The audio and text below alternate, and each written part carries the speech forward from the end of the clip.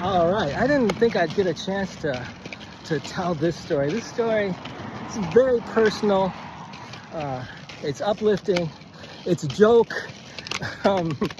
Yeah, and once I realized how I can just pivot to this as a joke, I guess it makes it an inside joke. All right, so all right, so this is really where the 19 question engine came from. This is something that I've been battling with for almost my whole life, 50 years.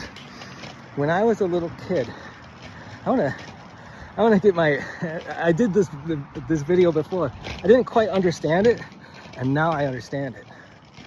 Wow. There's several levels of understanding going with this. All right, I'm breaking up the pace. So here we go. So when I was a little kid, I could ace any test, but I would never do a lick of work. And there's a reason for that. And what happened was, when I was a little kid, I was a linguistic genius. When I was learning to speak, there were these letters that I didn't like, so I didn't use them, right? And so I made up this way of speaking the English language, which included 10 less sounds out of 30. Like the kids my age, they could make like these 30 different sounds, and I made only like 20 sounds. And so, gosh, a language with 10 less sounds in it? Wow, that would be easy to learn and easier to speak. And so, I got one of my sisters on board, and my mom. I mean, they didn't speak it. They could understand me, right? They knew that I was speaking English, and I don't know if they thought it was better. I thought it was easier, right? Without those hard sounds. And then when my teachers got wind of this in preschool or something,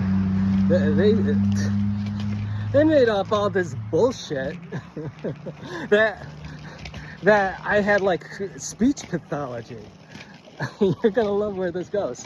And so they made me go to this speech therapy, and then made me recite over and over again those hard letters that are just a waste. I can communicate without them. So they made me repeat all these sounds that are basically useless. They're so hard, and you can communicate otherwise, right? Without them. And so they made me repeat them. It was so bad that I forgot my language that I made up. And another language of the earth bites the dust. Okay? Now, and it influenced me in school. There I was, I could find all these patterns, so I aced any test, right? Because I figured out the patterns. That's my unfair advantage. It was quite unfair to me, because I didn't want to do anything. I knew everything. One of those types. Okay, so fast forward 50 years later, I'm trying to teach people how to write. I got into writing and illustrating. I published a picture book, and so I threw that in. And so then I was trying to figure out these scenes, and then bam, I found a pattern. And so I found this easier pattern, and it teaches you how to tell stories. I call it the 19 question engine, because it appears like these authors are just answering these 19 questions in a row to tell their story. And it's pretty much true. I'm going to spend the next 40 days trying to convince you. You might get convinced with the first one. So make sure you click the link below. Oh, I didn't come up with the ending. Okay, so the ending. All right, so after I figured this out, I was thinking, well, wait a minute. What's causing these people, these English teachers, these creative writing teachers, they teach you bad stuff. It doesn't help you write a story. People struggle with this. You go and you get a creative writing degree, and then so many people come out of those degrees, they don't know what book to write. They can't write a book. And it's like, well, what are they teaching? And so they're teaching BS, because they say that there's no system. There's no one way to write a story. There is one way to write a story. It's the 19-question engine. It scales up. Yeah, and that's something, I'm going to show you how this works with character arcs, with themes, with subplots, with discontinuous subplots where it skips through the story. You're going to love this. It's amazing. It's absolutely amazing. And so what this points to is that I think there's a widespread epidemic of storytelling pathology. And you guys need some therapy, but your therapy, it may seem repetitive at first, but really, once you learn these questions, you're gonna hear people answering these questions in conversation. Because people will ask you what you do, and so like you're supposed to respond with your job like it's like it's an inciting incident. Oh yeah, there you go. What else?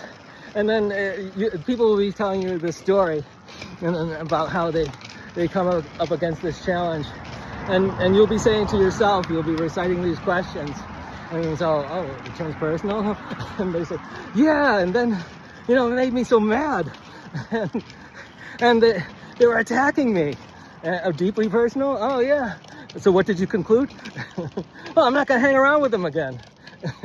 Isn't that awesome? And the best authors, they can do that personal stuff and really make it positive. I did a negative. I'm sorry about that. I apologize. Maybe I should just reshoot that part. Yeah.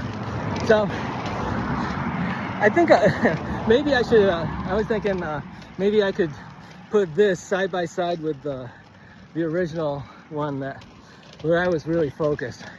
I was focused on my unfair advantage and how it leads up to people actually having storytelling pathology, and they need therapy, 19-question engine therapy.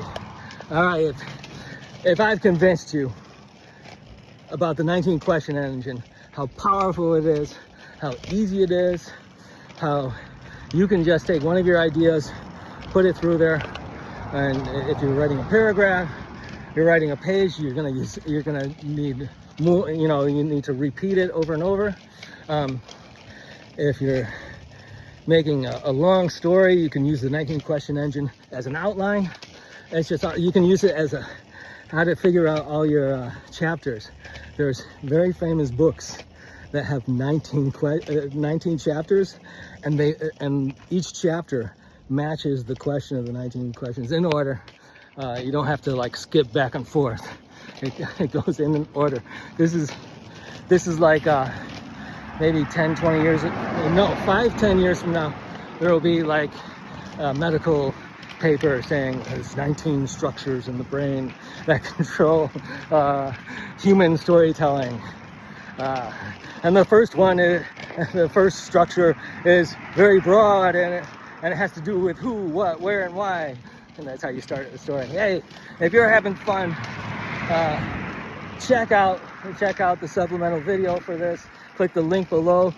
Download the 19-question engine guide. Make something with the 19-question engine every day. Here's a bonus. You don't have to finish, right? You can start. It's called suspense, anticipation. Sometimes you don't go through a full development in a story arc. So you don't get to that point. You say, oh, this isn't for me. And you go on to the next story arc. Just like I'm doing right now. I was trying to close out the video. All right, you guys are awesome. Keep studying this. This is going to help you so much. It's great to meet you. I can't wait to see the results of this 40-day challenge. Talk to you later.